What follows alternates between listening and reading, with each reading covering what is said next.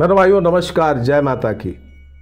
इस वीडियो में चर्चा है तुला राशि, तुला लग्न जनवरी 2025 का राशिफल ग्रह गोचरीय व्यवस्थाओं के अनुसार।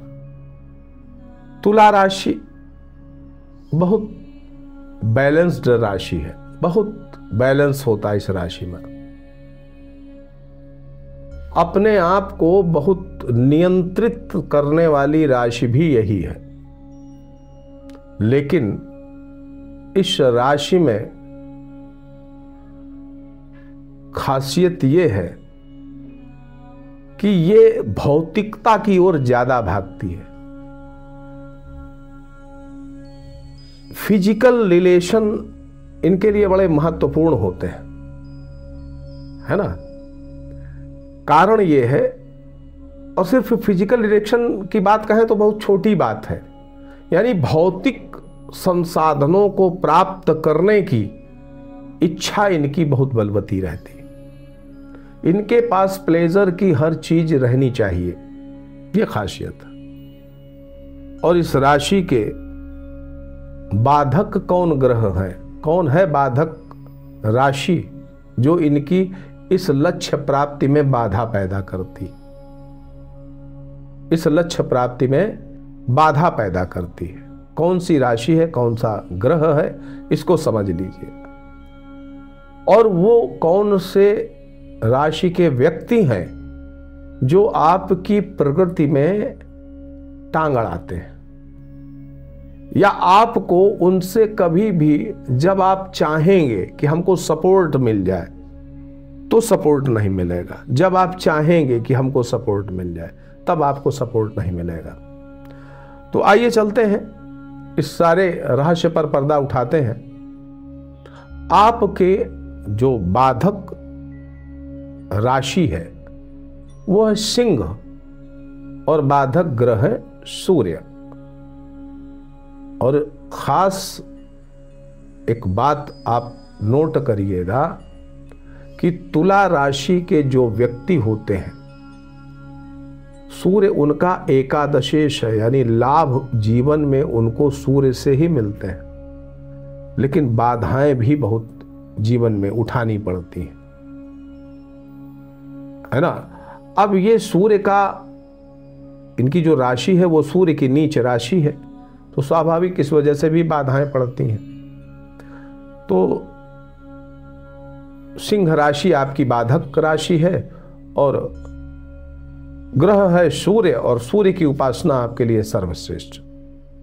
मीन राशि का जो व्यक्ति होता है वो आपके प्रगति में टांग अड़ाता है, या यूं कहें कि जब आपको सपोर्ट की आवश्यकता होती है तो ये व्यक्ति आपको सपोर्ट देने में कतरा जाता है ना। तो आइए चलते हैं जनवरी 2025 के अब राशिफल पर। आपकी राशि और लग्न तुला, और इसके स्वामी हैं शुक्र देवता।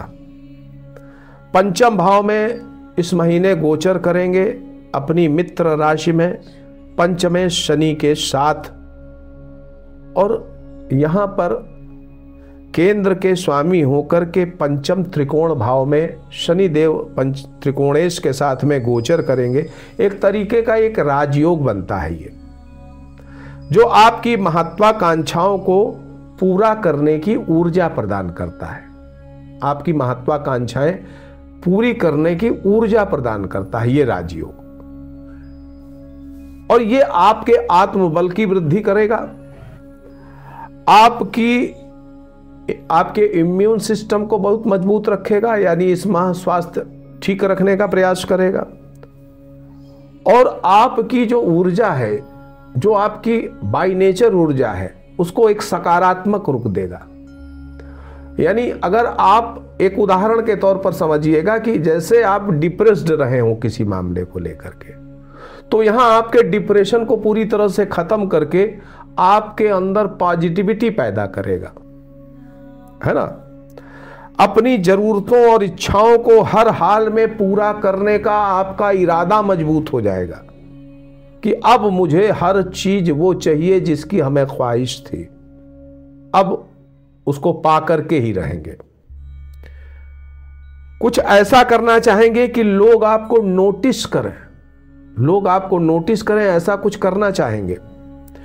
अपने पुरुषार्थ में सफल भी होंगे, यानी आपका ये जो अटेम्प्ट है इस पर आप क्वालिफाई हो जाएंगे, पास हो जाएंगे, सफल हो जाएंगे।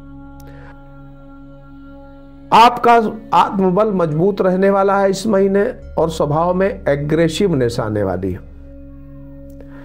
इम्यून सिस्टम स्ट्रांग, यानी स्वास्थ्य से संबंधित कोई समस्या नहीं दिख रही। पहले से जो बीमार हैं उनका स्वास्थ्य भी अच्छा होने लग जाएगा इस महीने। महत्वाकांक्षाओं को पूरा करने की जिद इस महीने आपके अंदर पैदा हो सकती है। पुरुषार्थ में वृद्धि उसको पूरा करने के लिए करेंगे आप, और इसके लिए यूनिवर्सल सपोर्ट आपको मिलेगा। यानी आप अपनी इच्छा को पूरी करने के लिए जब लग जाएंगे तो कायनात आपका सहयोग करने लगेगी। इसका मतलब ये है गुड लक का भी सपोर्ट आपको मिलेगा। अच्छा भाग्य है इस महीने, आपको अच्छा भाग्य का साथ मिलना है तो वो भी आपको सपोर्ट करेगा। आपके स्वभाव में माता पिता, गुरु और देवताओं के लिए श्रद्धा पैदा हो जाएगी, अतीव श्रद्धा पैदा हो जाएगी। सोशल कनेक्टिविटी आपकी बढ़ जाएगी, जिससे आपकी लोकप्रियता बढ़ेगी, आपकी ख्याति बढ़ेगी और लोग आपको पहचानने लगेंगे। समाज में एक गुड इमेज कायम हो सकती है, आपकी एक अच्छी इमेज कायम हो सकती है। भाई बंधु, पड़ोसी, रिश्तेदारों और मित्रों से आपको पूरा सहयोग, सपोर्ट इस महीने मिलने वाला है। आर्थिक पक्ष को देखें तो बैंक बैलेंस और सेविंग का ग्रह मंगल का दशम भाव में गोचर आपके बैंक बैलेंस को बढ़ाने वाला है, आपके बैंक बैलेंस को बढ़ाने वाला, इसमें कोई शक नहीं है। किसी बैंक आदि में लोन के लिए विचाराधीन मामला भी फाइनलाइज हो सकता है, यानी लोन भी सैंक्शन हो सकता है। भाग्य की प्रबलता इस माह देखने को आपको मिलेगी कि भाग्य आपको कितना साथ दे रहा है। आर्थिक क्षेत्र से जुड़े जो मामले कहीं भी आपके लंबित है, विचाराधीन है, कहीं भी आपका पैसा लटका हुआ है, अटका हुआ है, वो सब फाइनल हो जाएंगे। आपके ऊपर कोई कोर्ट केस चल रहा है किसी फाइनेंस को लेकर के, वहां भी आपको बड़ा सपोर्ट मिलेगा, सब और राहत मिलेगी। तृतीयेश और खष्टेश गुरु का लग्नेश के साथ तात्कालिक मैत्री बनाना, 8वें घर में बैठना, यानी वकील, न्यायाधीश और न्याय विभाग से जुड़े लोगों को श्रेष्ठ लाभ, धन, मान, सम्मान सब कुछ मिल सकता है। पैतृक संपत्ति के ग्रह मंगल, लग्नेश शुक्र और गुरु का अष्टम भाव में तात्कालिक मैत्री के साथ रहना, वसीयत से पैतृक संपत्ति का, किसी अन्य की वसीयत से भी आपको पैतृक संपत्ति का लाभ मिल सकता है।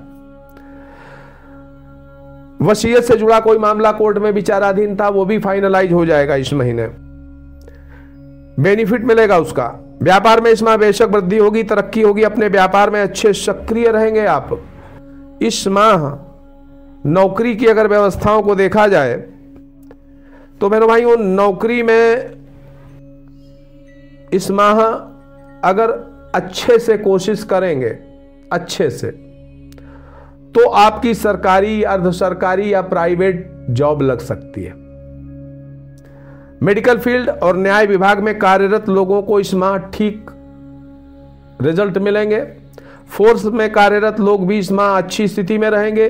कार्य क्षेत्र में आपको किसी विषय को प्रतिष्ठा का प्रश्न बनाने से बचना होगा इस महीने। अपनी किसी जिद के कारण सहकर्मियों और उच्चाधिकारियों से वाद विवाद से भी बचना होगा इस महीने। और लोक सेवकों को जनता से भी अच्छा व्यवहार करना पड़ेगा इस महीने, वरना दिक्कतें हो सकती हैं।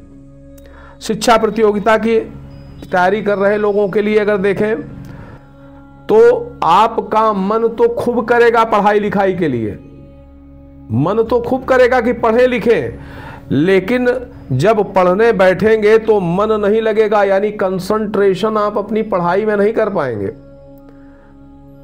केवल किताब के पन्ने पलटना संभव रहेगा, कंसंट्रेशन आपका बिल्कुल शून्य हो जाएगा, यानी पढ़ाई में मन न लगेगा। तो अगर ऐसा आप महसूस करते हैं तो एक मुट्ठी जव लेकर के सर के ऊपर से 7 बार उतार करके शनिवार के दिन बहते जल में प्रवाहित कर दीजिएगा।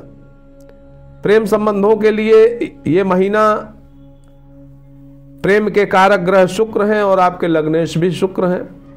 तो पंचम भाव में पंचमें शनि के साथ में गोचर प्रेम संबंधों में वैराग्य पैदा करता है। यहाँ पर जो शनि और शुक्र हैं पंचम में बैठे जरूर हैं, लेकिन यहाँ पर तात्कालिक शत्रुता बन जाती है, यानी प्रेम में वैराग्य पैदा हो सकता है, प्रेमी मिलन की लालसा और उत्सुकता में कमी देखने को मिलती है, आकर्षण आपका शिथिल हो जाएगा, छोटी छोटी बातों को तूल दे करके आपस में विवाद और तकरार बढ़ाने का प्रयास करेंगे, तो ये अच्छी बात नहीं है, बोरियत हो जाएगी प्रेम संबंध, तो इससे बचने का प्रयास करिएगा। दाम्पत्य जीवन ठीक रहेगा, पर पत्नी या स्पाउस आपके स्वभाव चरित्र आदतों को लेकर के बीच बीच में अग्रेसिव हो सकता है, तू मैं हो सकती है, इससे भी आपको ही बचाना है। यानी आप अपनी ऊर्जा को सकारात्मक रूप दे करके इसको रोकने का प्रयास करिए, और ये क्षमता आप में है, वो ऊर्जा है जो गिरती दीवार को रोक सकती है। कभी कोशिश मत करिएगा गिरती दीवार के सामने खड़े होने की, लेकिन मैं बता रहा हूं एक उदाहरण के तौर पर कि आपकी ऊर्जा अगर सकारात्मक रुख ले ले तो असंभव को भी संभव बना सकती है।